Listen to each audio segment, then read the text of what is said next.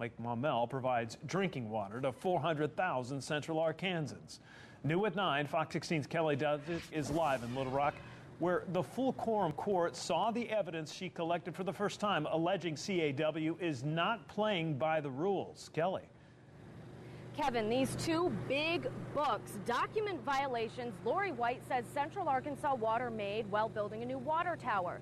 She also took pictures, and she says they prove CAW is not protecting our drinking water.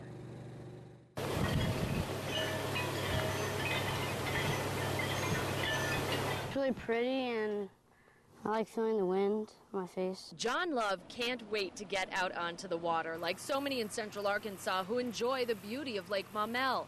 But that beauty could be in jeopardy. The debris and the trash around the water tower site itself. Bigelow's Lori White took these pictures she says show Central Arkansas water work sites in violation of state and county environmental rules. She also has documents from the state proving it. Right now, I am in the middle of Lake Maumelle. So why should you even care what happens to this water? Because you're probably drinking it. So who is in charge of making sure our drinking water is safe? CAW, the same group White says is pushing for tighter rules for landowners. In all reality, they themselves are not protecting the water. White's Quorum Court rep presented her pictures tonight, and when Quorum Court member Phil Stowers used this analogy, he got reaction. The preacher that is preaching against adultery and thievery and yet sleeping with the church secretary and robbing the church blind. I think you've been, for very obvious reasons, been superfluous and overblown. No matter what happens, the lake belongs to all of us, and Love just has one goal. Hopefully getting a big fish. CAW's rep did not show up tonight, but Judge Buddy Valine says CAW made a mistake, fixed the problems, and learn from it. Live in Little Rock, Kelly Dudzik, Fox 16 News. Kelly, as you well know, this debate, controversy, fight, whatever you want to call it, it's been going on for months now, since last year. Where does the Quorum Court go from this point? I mean, what's the next step now? I was wondering the same thing, Kevin. I talked to one Quorum Court member as we were on the elevator tonight walking out the door, and he told me that he plans on asking the Quorum Court to start an investigation into all of this, into CAW. You have to remember that tonight was the first night that most Quorum Court members got to see those two gigantic books and find out that these violations did happen. Yeah, give them more time to pour through it and check everything out. Kelly Dudzik live in Little Rock tonight. Thanks. 16's Kelly Dudzik shows us what 5,000 tires on fire looks like.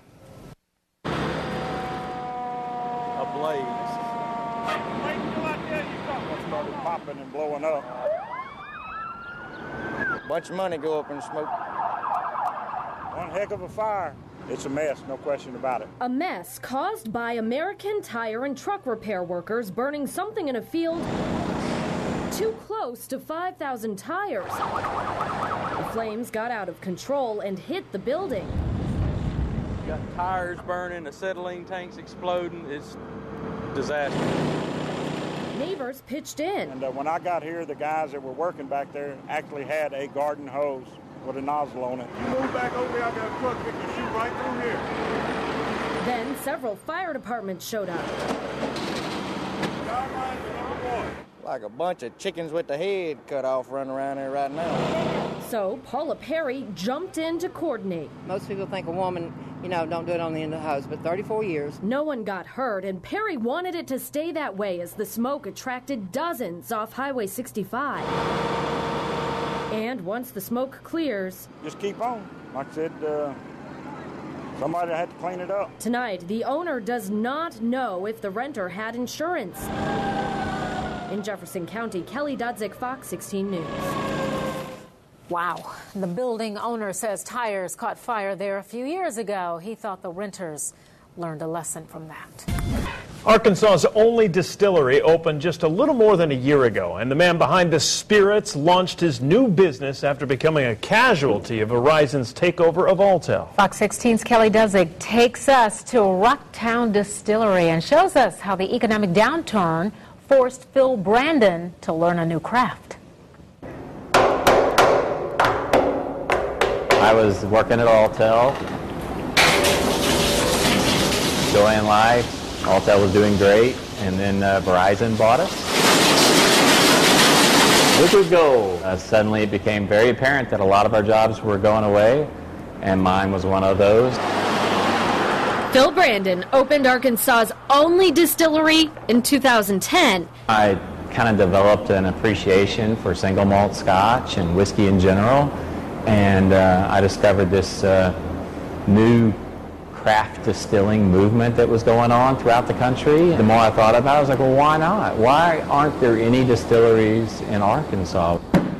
Brandon started researching, wrote a business plan and financial model, then applied for and got a small business administration loan through the government stimulus package. The Rocktown Distillery came to life. Take it slow. Brandon had a huge learning curve. Take it forward, it's spilling out. There you go. It's a big, huge risk. You know, it was, basically going to Vegas and sliding all your chips in the middle of the table and saying, I'm all in. Using his background in engineering to do a lot of the contract work himself, Brandon kept costs down and opened up shop. This is where it all begins, in a warehouse with wheat and corn from a farmer in Stuttgart. Brandon grinds the grains, takes them to the cooker, then the fermenter. This is where the magic happens. He started out producing gin. So we start with 7 botanicals, which are juniper, coriander, angelica, cinnamon, lemon peel, orange peel, and anise. And vodka. The vapors rise through this column, which do not need to be aged, then expanded to bourbon. When the whiskey goes in the barrel, it's completely clear, and at the end of 6 months or so, it's a nice golden brown. And Brandon isn't stopping there. We're making wheat whiskey now, and we're hoping that this will be ready after the first of the year.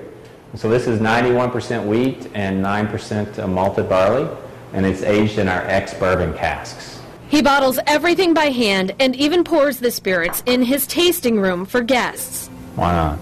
Still making it happen one day at a time, you know? But when you decide to pursue something you want to be passionate about, working 12 hours a day isn't so bad because it's what you want to do. Especially when you can say you have launched a new career after getting laid off.